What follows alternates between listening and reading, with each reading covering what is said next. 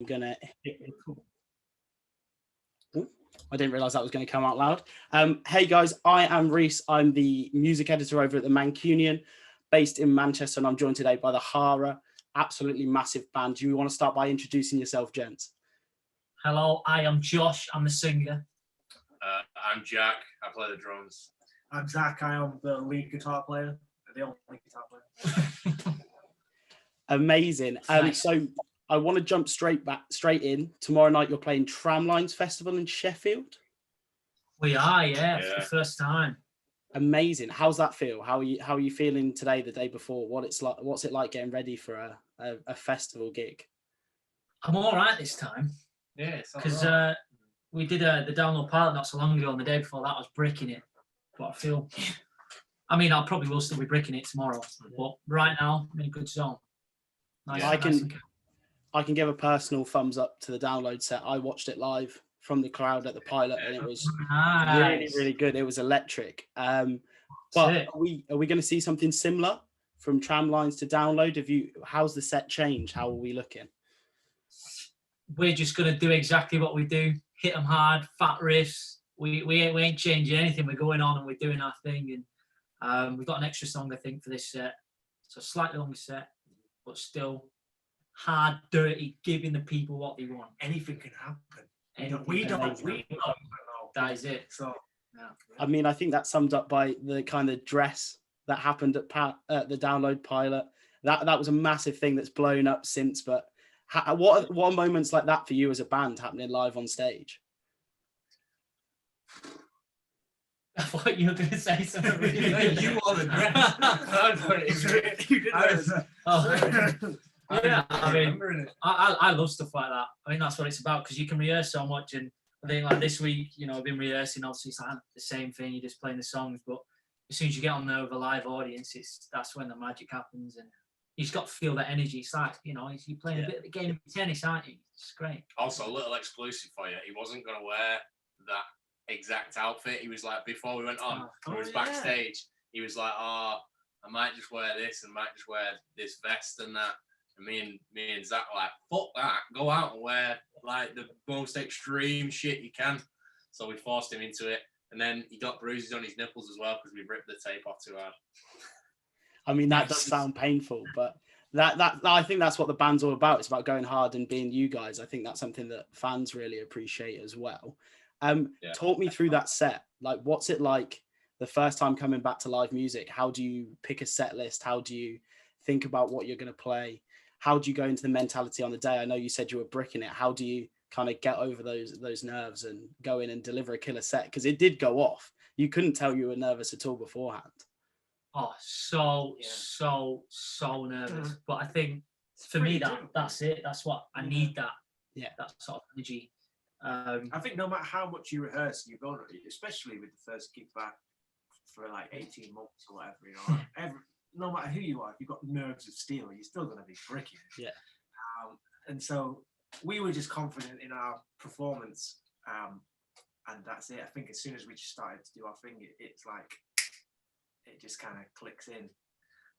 But in terms of the set, we just wanted to come back with a bang and just do just full on, don't drop the energy by an inch. Biggest, hardest song. We practiced about 4 different sets as well. Different songs, different things, different startings, different like routines, everything. And then we finally settled on it and was like, yeah, this is gonna work. Like Josh said, we were dead nervous before, but we had like everyone backstage hyping us up and just being like, just basically saying, you know what you're doing, and you've done it however many times, thousands of times, going out, just go out, have fun, do what you do. And I think for us, we always say, as soon as you get like that first no out of the way, we're in it, it's done. I think another key for me is kind of just having no expectation, going out there and whatever happens. If one person in the crowd loves it, that's a win. If 10 people are going for it, even better. And then obviously at download, when everyone were moshing out and doing everything that I wanted them to, is like, well, this is the best day of our life. So, Amazing. I mean, you mentioned then you went through a few different set lists and things like that. When was the moment you went, this is the one? When was the moment that you kind of went, yeah, we've got this sorted? I think it was where we played Tramp Brain first. We put Tramp Brain at the start of the set, and we obviously have the little interludes that kind of give for us, it's a bit of a, right, our ears are working, everything's ready to go. But we have the interlude, they'll start it, get everything going. And then when that starts, as soon as we'd started in rehearsals with that and that kind of heaviness and thump, and then going into Off the Edge as well, it was just kind of like, this is hard. This is like, this is gonna impress the people that we want to impress. So amazing. And I mean, it certainly has, because you've just announced the signing by Scruff of the Neck Records. What's that been like for you, gents? How mental is that? Yeah, it kind of just happened really quick, because we had a couple of meetings before download, and then I think we signed the deal like a week after. Yeah, it was fast track. We're really excited to take the next journey. Yeah. With Scruff and all the guys there, very nice people. It's like a video game, innit? It's like you reach different levels. Yeah. And we're on to like, this new level now with these new people. They're in Manchester. Yeah. Great team. Great vibes all around. Everyone wants to succeed together and build something together. It's not like, I guess, we get with a major label where sometimes, they're already there and you're in. It's like, we're rising together, and that's good. That's what we need, that passion. It's that sense of family. Yeah. You know what I mean? Yeah. Family. Yeah. I think that's why. Yeah. At Download, I was just going to say, at Download, Mark, the owner of the label, and the guy that's like signed us to it, he was at Download, wasn't he? And it was his first time properly seeing us there. And he come backstage after the show, and we was all just obviously like, what the hell's just happened? Because we could tell the reaction. And he come backstage and was just like, oh my word, like I've never seen anything like it. And yeah, like Josh said, it was just quick, and then onto the bigger things now. I think that's amazing, and why so many people love Scruff and they're grown so big is because they grow with the band as well. And I mean, things like that. I'm a big fan of Mark and everything that he's doing. He really invests in the bands, and it's really interesting to see, especially obviously we're focused on Manchester because we're all from Manchester. This is where we're based, the publication. So seeing people like that, and you guys, I mean, I saw on your website that you all went to BIM together in Manchester, but you didn't actually, is the story correct that you didn't actually ever like play with each other, or you weren't in the same classes, but somehow all went to BIM at the same time? Pretty much. Yeah, kind of. It was all kind of in different, obviously it was different courses and then different years. I went on to do the university early, a year early, and you came out, didn't you? And then Zach was a year after. But yeah, so it was all at different times and different places, and yeah, it was all right, decent. The universe brought us together. Yeah. 3 top blokes. Just 3 top lads. Amazing. I mean, everyone that goes through BIM now, and I talk to lots of them because we do underground things in Manchester, looks at you guys and Scruff as kind of, this is where you want to be if you've come through. Do you have any advice? How would you say that you went on to succeed after BIM?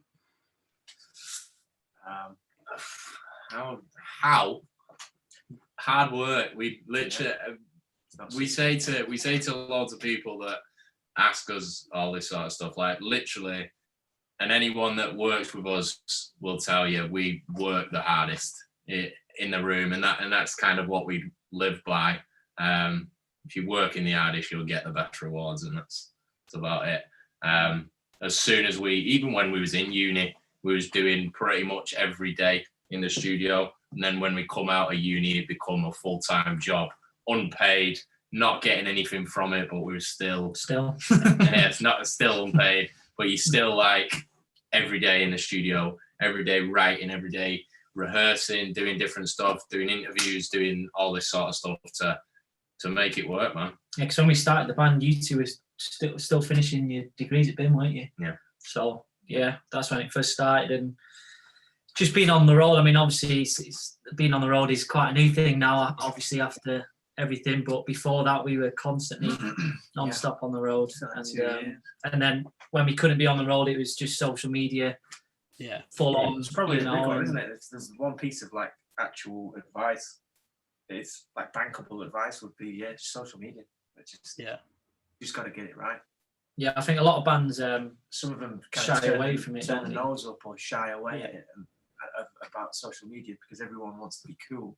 But fuck them, fuck that. Yeah. You don't understand. You can't be cool if you want to be in a band. You just gotta do it, man. You gotta use it as a tool. You gotta think in a completely different way. Yeah. And if you don't like that, then they're not going to do anything. You gotta apply yourself to every single aspect. You cannot shy away from anything. Definitely. Why else it won't work? 100%. And I mean, if anyone does it great, it's you guys. You stand out everywhere, and I think you have gained a lot of new followers through not just the Download Pilot, but social media and all that kind of thing. And you mentioned touring, working hard, and you've got the new dates on the Play Dead tour coming up soon, starting to sell out a lot of gigs, a lot of venues. What can we expect to see on the Play Dead tour? Just knackered. Yeah. We've got that many songs now. We're dreading it. We're like, bloody hell, we're gonna have to do like 2 hours out. We're gonna be shattered. But yeah, just a full show, man. I think we'll still do our big, hard hitting set, but I think we've been discussing different things in the middle, maybe an acoustic section in the middle, something we've never done before. Just big theatrical madness, The Hara show. Yeah, it's much there. Excited. Yeah. Amazing. I mean, it's really nice to see you guys have the confidence as well to put different things like that in and try things in the middle, like potentially an acoustics part or things like that, because it's too often bands kind of shy away from it and just do the same thing every day, and you don't want to get boring, and it keeps everything interesting. You mentioned before in some different interviews and some different pieces that you wrote a lot of the music for the Play Dead tour, a lot of the stuff for the EP to be played live. What's that like? How does the mentality change when you go into the studio and you're like, this is a track, or does it, you start writing one and you're like, this is one we need to write to play live? I think for me, a lot like performing it is the personality in a song. If I can really, like, Off the Edge is a great example of that. Like, the lyrics are so they've got so much character in it. Yeah. And I think if I can visualize myself doing certain things on stage and interacting with the audience with a certain song, I think that's how it affects the writing process. For me, I'd say for you guys, it's more kind of the heavier sort of riffs. And I think recording Play Dead was like one of the, to date, the easiest and most fun I think I've had. Just because it was just so, there was just one goal, and the goal was just to blow ribs out of people's chest. And that's such an easy kind of, when you think about it like that, it's like, right, let's do it. Just strips it all down the later. Yeah, and you've got one unified, simple goal to literally break minds. Then it's just fun. It's just really fun. And you don't have to be too precious with it either. You can just be like, right, let's put nipples in the lyrics and it'll work. Yeah. I think one of the things that like went in our favour as well, like Zach says, with recording Play Dead, it was so easy and it happened that we'd start, for instance, like Off the Edge and Until It Happens and stuff like that. In the studio, everybody there, like the writers and us, and the producers were like hyped as fuck, like writing it and playing. And when that's happening, you kind of know this is going to be a big live set. This is going to be a big live song, because it was just kind of infectious straight away playing. And then it's a case of just matching it with the melodies and the lyrics and the aggression and the passion in it. So nice. Brilliant. I mean, that definitely comes across. Like, it goes really hard. It's amazing live, and I'm sure you'll deliver it tomorrow. You mentioned personalities and trying to get personalities into the song. Have you got any ideas of like personalities you'd like to include in the future, write about potentially? Does one develop perhaps, or do you go into the track with like this is how I want to bring it through? I think going forward, especially with what we want to do next, so we like to, of course. But it's like we always like to push the boundary. We don't want to ever do. I feel like there's a real great lineage of our first release to now. Like, you can see the development, and we always look at how to take that one step further. And with the next stuff we're doing, I think concepts are being more of a thing as opposed to just getting in a room and being like, let's write a song about with filthy breakdown and or it's a bit more kind of intelligent. We've got this really mad idea for what's next, and I think, like you said, in terms of bringing personality into a song, we want we want to take that and really bring that to the next level and almost create actual characters, actual a story in not just one song, but a collective that all link up together and all the characters is all one thing, without giving too much away. But that's kind of where we want to head with it, you know, really take that theatrical element and the storytelling to the forefront of our writing. And yeah, it's exciting, isn't it? Love it, exciting. That sounds like a super interesting prospect and something that will definitely come through in the future. Hopefully you can kind of bring that together over several EPs or several projects, and we'll start to see that develop. Where did that kind of idea come from potentially to start creating these stories? What inspired you to think, let's take this that's not just an excellent piece of music, but it's also like a greater piece of art as well? We had discussions about our influences and like big bodies of work that we kind of not worship, but we like really appreciate and have really kind of molded us in our styles and individuality. And we kind of put 2 and 2 together and was like, well, they did it, and these were the biggest kind of things on, and these everything going around and everything happening now is so relevant, and people need to talk about it. So why don't we make it a thing? But yeah, a lot of influence, and then we just kind of discuss different sick things that we think could do. We're also really hungover after a night out one morning, and we all stayed here, and it all kind of happened, this big idea on this morning when we were absolutely knackered, and we were like listening to our demos, and we're like, hold on, why don't we do this? Yeah. And then the seed has now become a little tulip, and that will then become a forest, and maybe one day an ecosystem. Amazing. That's very poetic, a great way to put it. So lastly, just before we wrap things up, is there anything you'd like to say to your fans, maybe new fans that have come on board to the family since Download Pilot, or maybe people that are coming to see you tomorrow at Tramlines? If you've not already got tickets to our tour, go get them. Most places are close to selling out, so be quick about it. We just Leeds, a new date on our tour is going on sale tomorrow. We did have we've got a new song on its way. Which we haven't formally announced, so we won't do it just yet, but we got a new song, and all you need to do to find out more information is click the little link in our bio on our social media, which is the Hara Band. Amazing. That'll be linked down below if you're watching on YouTube as well, or if you've followed through from the newspaper. And my final question, could the Hara come from anywhere but Manchester? No. Manchester's the best place. Manchester Super Reds #1 fan. Amazing. Thank you so much, gents, for joining us. Make sure you check these guys out. And if you are at Tramlines tomorrow, or have been since this has been recorded, then you're one very lucky person.